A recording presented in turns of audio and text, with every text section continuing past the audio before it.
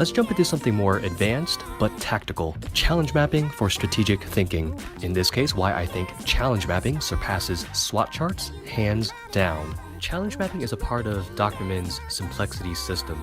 It's a midway method, meaning that it's not something that you jump into unless you frame the problem correctly. So challenge mapping is a bit like the 5 whys technique.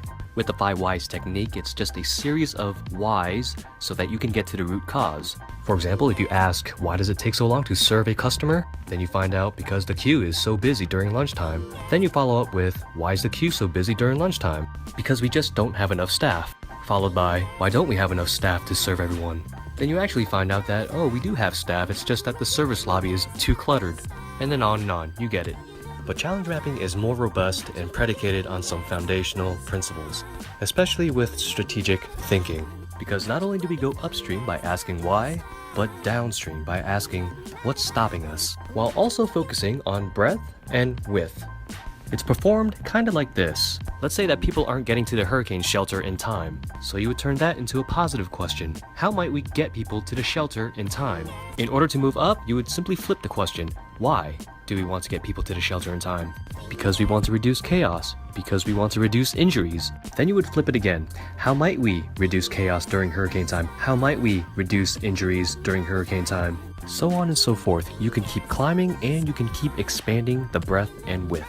At some point, you have to go downstream, meaning you have to go tactical. So you would go back to your original statement and flip it with a different question. What's stopping us from getting people to the shelter in time? People aren't motivated.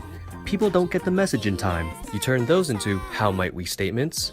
And again, you can keep stepping down and expanding on the breadth and width. Now again, you can't really facilitate this technique the way I explained it here, but this is what a completed challenge map is supposed to look like. If you wanted to make sure that everything sounded logical, remember, we climb up to go strategic and we climb down to go tactical. And breadth and width is all about expanding solutions depending on the level that you're at. This is why constellations are the perfect analogy. Your strategic problems are really entwined and interconnected. Challenge mapping makes everything visual, logical, and simple. So with that said, let me summarize why challenge mapping surpasses SWOT charts. For one, it's just the nature of strategy itself.